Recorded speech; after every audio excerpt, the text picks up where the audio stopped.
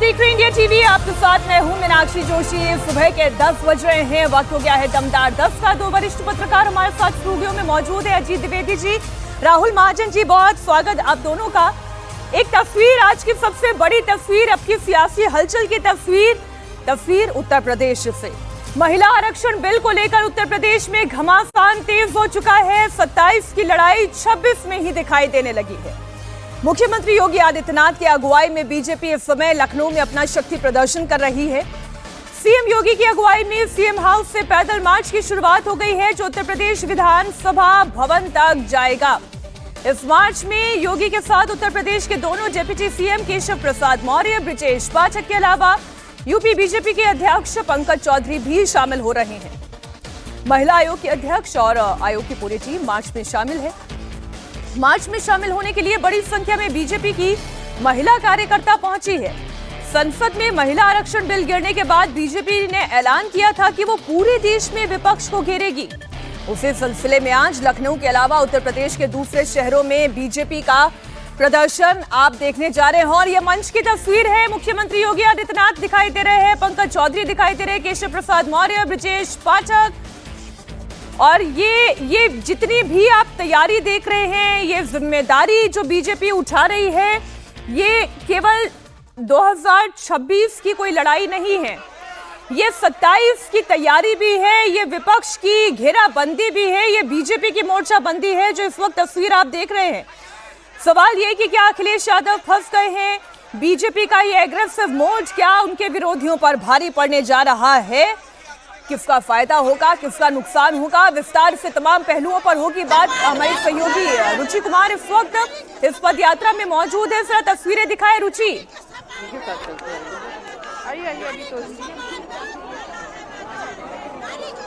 रुचि, मैं समझ सकती हूँ बहुत ज्यादा भीड़ है, खूब शोर है, खूब आवाजें होंगी और जाहिर है मुख्यमंत्री योगी आदित्यनाथ, उनके दोनों डिप्टीज इस वक्त सड़क पर पदयात्रा कर रहे हैं। सहयोगी दिखाई दे रहे हैं, बीजेपी के यूपी प्रदेश अध्यक्ष दिखाई दे रहे हैं।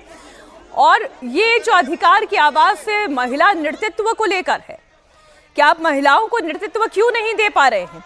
विपक्ष इससे कदम पीछे क्यों उठा रहा है? और अभी कुछ दिनों पहले ही जब प्रधानमंत्री नरेंद्र मोदी ने ये कहा था कि विपक्ष को इसका खामियाजा भुगतना होगा, विपक्ष को इसका खामियाजा भुगतना होगा, इसके बिगुल को आप शामिल है, प्रदेश अध्यक्ष शामिल है, भारतीय जनता पार्टी के हजारों की संख्या में जो महिला कार्यकर्ता हैं वो शामिल है। और ये पूरी जो यात्रा है, इस यात्रा की जो खास बात है वो यही है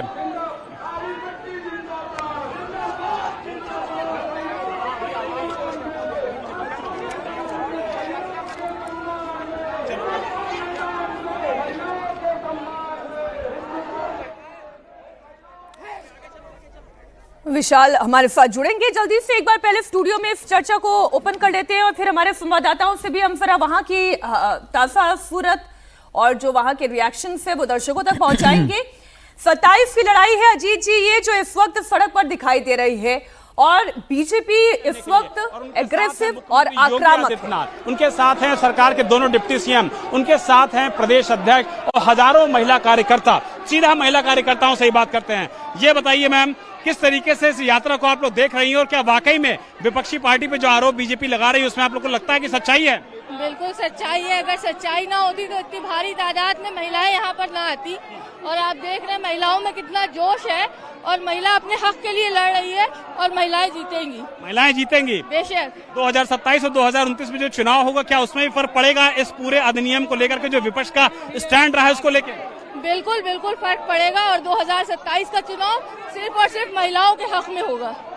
आधी आबादी को लेकर के आप देखिए कि किस तरीके से बड़ी संख्या में जो महिलाएं हैं वो फिलहाल यहाँ पर चल रही है। मैम, किस तरीके से देख रही हैं आज की इस यात्रा को, क्योंकि बीजेपी कह रही है कि आधी आबादी अब पूरी तरीके से उनका साथ देगी? बिल्कुल देगी साथ, क्योंकि ये महिला के सम्मान की बात थी, उनके अधिकार की बात थी। हर क्षेत्र शक्ति को महिला अपना रही है, आगे से आगे बढ़ के कर रही है। ये विपक्ष की सबसे बड़ी गलती और सबसे बड़ी हार होगी उसका ये डिसीजन जो उन्होंने ये पार होने नहीं दिया। इसमें हमारे प्रधानमंत्री मोदी जी और योगी जी बढ़ चढ़ के भाग, हम सब महिलाएं उनके साथ हैं। तो देखिए, जो बड़ी संख्या में जो महिलाएं वो कह रही कि वो मोदी और योगी जी के साथ हैं। और जिस तरीके से ये पदयात्रा चल रही है, इस पदयात्रा में सीधी तौर पर वो कह रही हैं कि मोदी और योगी ने ही उनके लिए जो चीजें की हैं वो की हैं, और इसीलिए विपक्ष को लेकर के फिलहाल जबरदस्त तरीके से आक्रोश नजर आ रहा है लखनऊ की इस रैली में, इस जन आक्रोश पदयात्रा में। मकसूद आलम के साथ विशाल प्रताप सिंह, इंडिया टीवी, लखनऊ। मार्च शुरू होने से पहले योगी आदित्यनाथ ने महिला कार्यकर्ताओं को संबोधित भी किया। इस दौरान योगी आदित्यनाथ ने कहा कि कांग्रेस, सपा, टीएमसी, डीएमके के महिला विरोधी आचरण से पूरे देश की महिलाओं में आक्रोश है। लखनऊ का मार्च इस आक्रोश का गवाह बनेगा।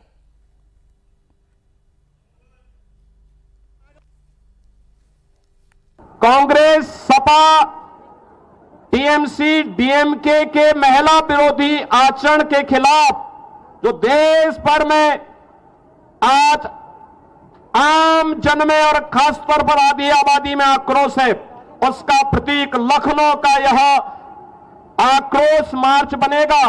मेरी आप सबसे अनुरोध होगा कि पीछे से लेकर के सभी लोग आप देख रहे होंगे कि हजारों की संख्या में बहनें आई हैं इस आक्रोश मार्च का हिस्सा बनने के लिए। ये आक्रोश मार्च यहां से प्रारंभ होगा।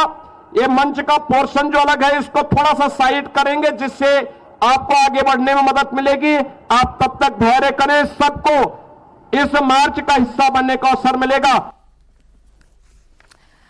तो तस्वीरें आपके सामने हैं। एक लड़ाई की शुरुआत हो चुकी है। अजीत जी वापस स्टूडियो में आते हुए, अगर ट्रेलर ऐसा है तो फिर पिक्चर कैसी होगी? देखिए, हम लोग पहले दिन से मान रहे हैं कि ये जो विधेयक आया नारी शक्ति वंदन कानून में संशोधन का और वो फेल हुआ, वो सिर्फ अभी के लिए नहीं था, या एक ऑप्टिक्स नहीं करना था कि बंगाल या तमिलनाडु का है। वो इस अभी से लेकर के 29 के लोकसभा चुनाव तक का एक पूरा एजेंडा है, उसकी तैयारी का हिस्सा है, पहली बात। दूसरी बात यह है कि अपने सबसे स्ट्रांग वोट आधार को मजबूत करने की कोशिश की है भारतीय जनता पार्टी ने। महिलाएं सबसे मजबूत वोट आधार है। प्रधानमंत्री नरेंद्र मोदी के प्रति महिलाओं का एक आकर्षण बना हुआ है पहले दिन से, जब से वो चुनाव में आए हैं। और योगी आदित्यनाथ ने उसमें कुछ चीज़ें वैल्यू ऐड ही किया है। उन्होंने जो सिक्योरिटी की, जो sense of security Uttar Pradesh में उन्होंने पैदा की, और जो माफिया के खिलाफ कार्रवाई की बातें होती हैं, जो इनकाउंटर्स हुए, उसमें कई चीज़ें ऐसी हैं जिससे हम लोग असहमत भी होते हैं, लेकिन महिलाओं में एक सुरक्षा की भावना पैदा हुई कि ये यहाँ वो लोग सुरक्षित हैं। और उसके साथ जो उज्ज्वला की योजना आई, शौचालय की योजना आई, जो विमेन सेंट्रिक जितनी योजनाएं रही प्रधानमंत्री नरेंद्र मोदी की या उत्तर प्रदेश सरकार की, उसका लाभ बीजेपी को मिलता रहा है। तो वो और कंसोलिडेट होगा, ये दूसरी बात है। तीसरी बात, जो महिला आरक्षण की सिर्फ बात करें तो इस पर एक छोटा सा हमको एक कोटेशन याद आता है एडवर्ड एल बर्नेस का, जिनको फादर ऑफ पीआर कहा जाता है, फादर ऑफ पब्लिक रिलेशन कहा जाता है। उन्होंने कहा था कि अगर कोई नेता, वो मानते थे कि अगर कोई नेता पब्लिक स्पेस में किसी छोटे बच्चे का माथा चूमता है तो उससे पहले उसके पास चाइल्ड केयर की एक बहुत अच्छी पॉलिसी होनी चाहिए। अगर आप माथा चूमते हैं और चाइल्ड केयर की पॉलिसी लागू करते हैं तो आपको उसका बहुत फायदा मिलेगा, अन्यथा वो सिर्फ ऑप्टिक्स बन जाएगा।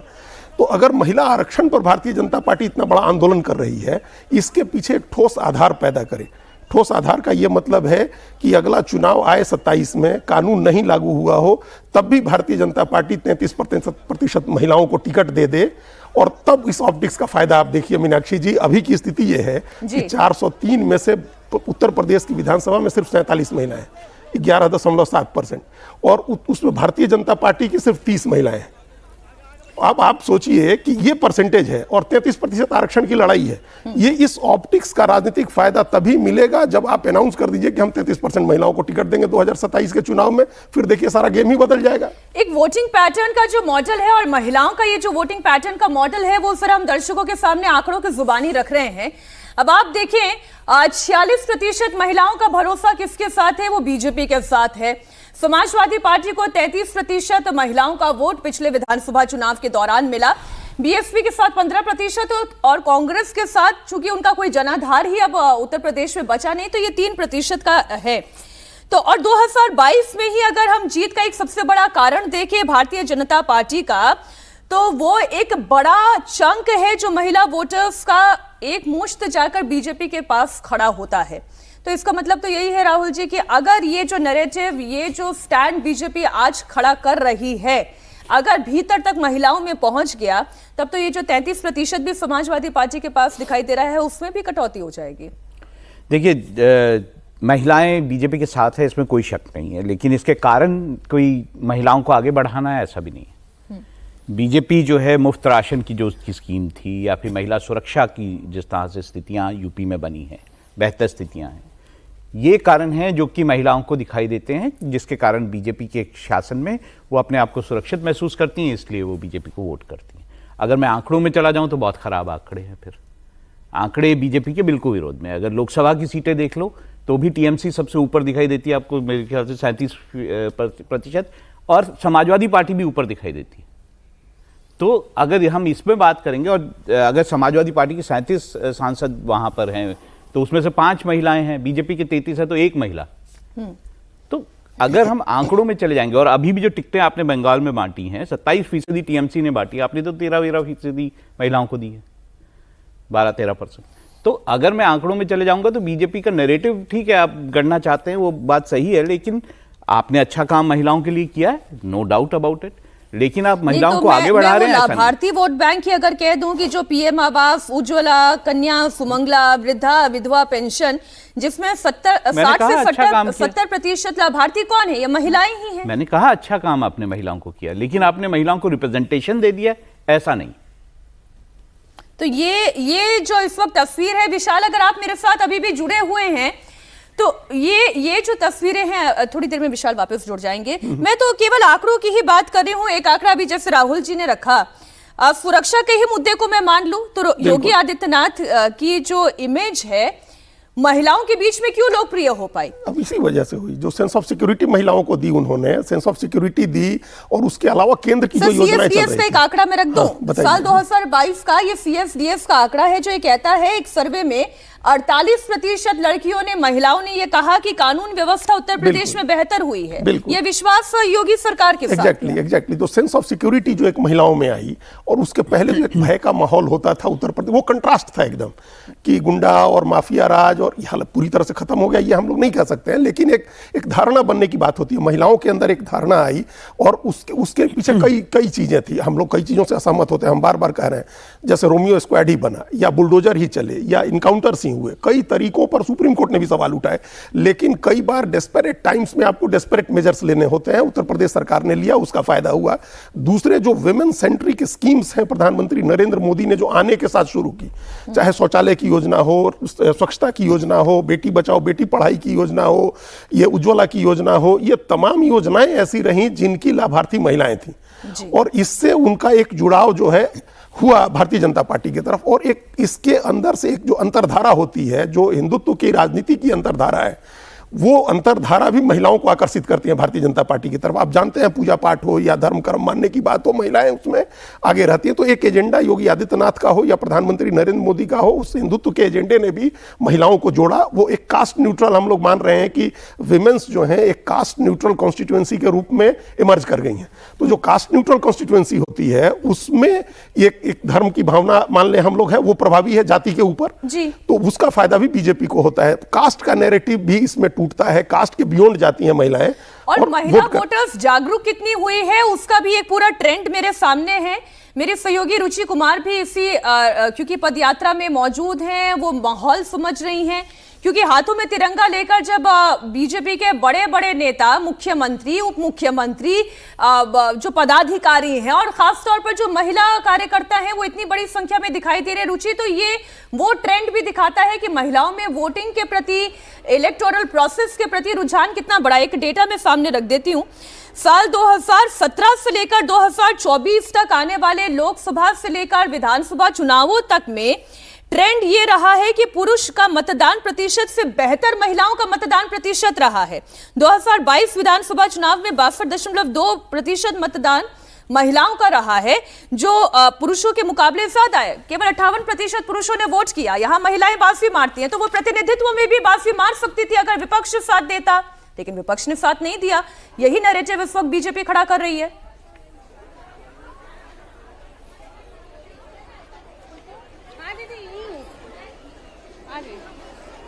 रुचि, बिल्कुल मीनाक्षी, देखिए उत्तर प्रदेश में क्योंकि अब चुनाव में ज्यादा वक्त नहीं बचा है, 2027 में विधानसभा का चुनाव है, और जो महिला वोटर है वो हर पार्टी के लिए बहुत मायने रखती है। अब पिछले बहुत सालों से हमने देखा, 2014 में जब प्रधानमंत्री मोदी देश के प्रधानमंत्री बने, नरेंद्र मोदी, तब भी हमने देखा कि महिलाओं ने बड़ी तादाद में बीजेपी को वोट किया। अब आगे के चुनाव में भी कुछ ऐसा हुआ, तो बीजेपी को ये लग रहा है कि ये बड़ा मुद्दा है महिला आरक्षण का, इसमें महिलाओं को अपने साथ जोड़ा जा सकता है। तो इसलिए सदन से लेकर सड़क तक सरकार को घेरने की तैयारी है इस बिल का विरोध करने के जरिए। और अभी जो फाइनल वोटर लिस्ट आई मीनाक्षी, उसमें आपने देखा कि 13 करोड़ से ज़्यादा वोटर थे और उसमें 6 करोड़ से ज़्यादा महिलाएं हैं। तो महिलाओं की ताकत बहुत है। अब जहाँ तक आपकी नज़र यहाँ जाएगी, हमें ये जो पद यात्रा है ये पार्क रोड तक पहुँच चुकी है और आगे हमें हजरतगंज चौराहा दिखाई दे रहा है और कुछ महिलाएं भी साथ में हैं। ये जो आप हाथ में लिए हैं, इसका क्या मतलब है? मैम देखिए, 21 तारीख को आज एक ऐतिहासिक दिन है हमारा, जहां पर हमको दुख थी, तकलीफ थी और आज वही हमारा आक्रोश बन करके टूटा है। क्यों? क्योंकि जो बिल हमारे लिए आया था, जहां जब डिसीजन लिया जाता था, हमारी कोई भागीदारी उसमें नहीं होती थी। कोई पॉलिसी बनाई जाती थी तो हमारी कोई भागीदारी उसमें नहीं होती थी। सिर्फ 10 से लेकर के 15% हमारी वहाँ पे पॉपुलेशन हमारा सीट रहती थी और हम कुछ बोल नहीं सकते थे। आज मोदी सरकार ने दिन रात काम करके महिलाओं को आगे लाने में, महिलाओं को सशक्त बनाने में, उन्होंने जो शौचालय के अंधेरे से निकल करके वो लेकर के आया, संसद तक उन्होंने हमको पहुंचाने की कोशिश किया है। उस कोशिश को हमारे विपक्ष ने खत्म किया है। और उसका आपको क्या लगता है कि अब क्योंकि चुनाव है यूपी में अगले साल विधानसभा का चुनाव पे इसका क्या असर पड़ेगा? चुनाव का बहुत बड़ा असर होगा। देखिए, आप मेरे पीछे देखिए और मेरे आगे अगर आप देख रही हैं, महिलाओं का जन सैलाब यहाँ पे निकल करके आया है। वो सिर्फ इसलिए आया क्योंकि हमारा हक मारा जा रहा है। और हक हमारा किस लिए मारा जा रहा है? उन पार्टियों के द्वारा जिनके खुद के परिवार के 15 सदस्य पॉलिटिक्स में हैं और वो मेरी जैसी महिलाओं को आगे नहीं आने देना चाहते। क्यों? क्योंकि अगर मैं आऊंगी तो मैं जमीनी स्तर की औरतों का आवाज बन करके उनके सामने आऊंगी, लेकिन वो चाहते हैं कि उनके परिवार की महिलाएं जो जमीन पे उतर के काम नहीं करती हैं, सिर्फ एक जिसको कहते हैं सेंस ऑफ एंटाइटलमेंट है, उसके साथ वो सामने आती हैं और आकर के संसद में बैठती हैं। ये सेंस ऑफ एंटाइटलमेंट, ये एक बहुत बड़ा इशू है जो ये समाजवादी पार्टी के लिए भारी पड़ सकता है। क्यों? क्योंकि आप एक अमुक परिवार से आती हैं, क्योंकि आपके पीछे एक पॉलिटिकल पावर है और पेट्रियार्कल सोच यहाँ पर भी भारी पड़ती है। क्यों अजीत जी? क्योंकि आपके पीछे एक पेट्रियार्कल सोच चल रही है। पहले मुलायम सिंह यादव जी के हाथ में कमान थी, अब उनके सुपुत्र अखिलेश यादव जी के हाथ में कमान है। वो चाहे परिवार के किसी भी सदस्य को टिकट दें, चुनाव लड़वाएं, मैं नाम नहीं लेना चाहती, लेकिन परिवार में चल रहा है, परिवारवादी राजनीति चल रही है, तो वहां पर डिंपल यादव को भी वोट सांसद बनने का अधिकार है। बिल्कुल अधिकार है। और लेकिन फिर वही है कि इस तरह से जो इस पैट्रियार्कल व्यवस्था में आप जो कह रही हैं, सांसद बनता है, विधायक बनता है, उसकी अपनी लीडरशिप नेचुरली बहुत कम इमर्ज कर पाती है। आप समाजवादी पार्टी में ही देखें, कहाँ महिला लीडरशिप इमर्ज हुई उनके पास, उनके परिवार से भी कहाँ कोई महिला लीडरशिप निकली। और इसी बात की तरफ अगर बिहार के मुख्यमंत्री सम्राट चौधरी ने इशारा कर दिया है कि भाई लालू यादव की क्या का बेटा बेटी या उन्हीं के परिवार की महिला या अखिलेश यादव के परिवार की महिला ही क्यों जाएगी, तो इस पर सबको मिर्ची लग गई, सब नाराज हो गए। भाई आप दूसरी महिलाओं को भी आगे बढ़ाइए, या अपनी महिला को आपने आगे किया, अपने परिवार की महिला को, तो उसके हाथ में कमान दे दीजिए ना, लीडरशिप दे दीजिए ना। मुख्यमंत्री आपको बनना है, राष्ट्रीय अध्यक्ष आपको रहना है, सदन में पार्टी का नेता आपको रहना है, तो फिर किस बात के लिए महिला को आप शो पीस के लिए आप दिखाने के लिए महिला को ले आ रहे हैं पार्लियामेंट में या असेंबली में? आप लीडरशिप कहाँ विकसित हो रही है? तो असली सवाल तो ये है, जो ये सेंस ऑफ इंटाइटलमेंट की बात कही, ये तो यही है ना कि इंटाइटल्ड है कि एमपी बन जाएंगे या एमएलए बन जाएंगे, उसके आगे क्या? वो लीडरशिप तो नहीं होती है ना। तो लीडरशिप दीजिए, आप लीडर बनाइए उनको। और ये हर पार्टी के लिए है, ये सिर्फ किसी जो परिवारवादी पार्टियां उनके लिए नहीं, सबके लिए है कि आप लीडर बनाइए महिलाओं को। कांग्रेस और समाजवादी पार्टी जिम्मेदार है महिलाओं को 33% आरक्षण ना मिलने के। ये जो आप मंच भी देख रहे हैं, अभी मुख्यमंत्री योगी आदित्यनाथ क्या कहते हैं उस पर भी हमारी नजर रहेगी। ये मंच से लाइव तस्वीरें आप देख रहे हैं। बोल्ड लेटर में जो बात कही गई है वो यही, पोडियम का माइक खोल दीजिए, पोडियम माइक। समाजवादी पार्टी और कांग्रेस पार्टी जिम्मेदार है, और अगर उत्तर प्रदेश की महिलाओं के भीतर तक ये बात चली गई तब तो बड़ा खामियाजा हो जाएगा विपक्ष। खड़े हैं सब लोग यहाँ पर आ जाएं, यहाँ से ये शोभा या ये आक्रोश रैली संपन्न होगी, वे सभी यहां पर आ जाएं।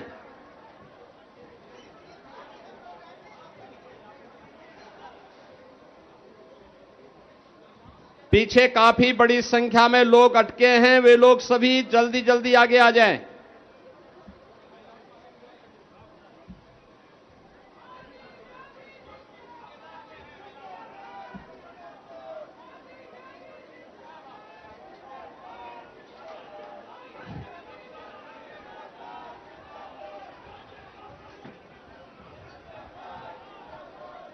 आप सभी से मेरी अपील होगी कि वे जल्दी से सामने आ जाएं। ये ड्रोन जिसका है,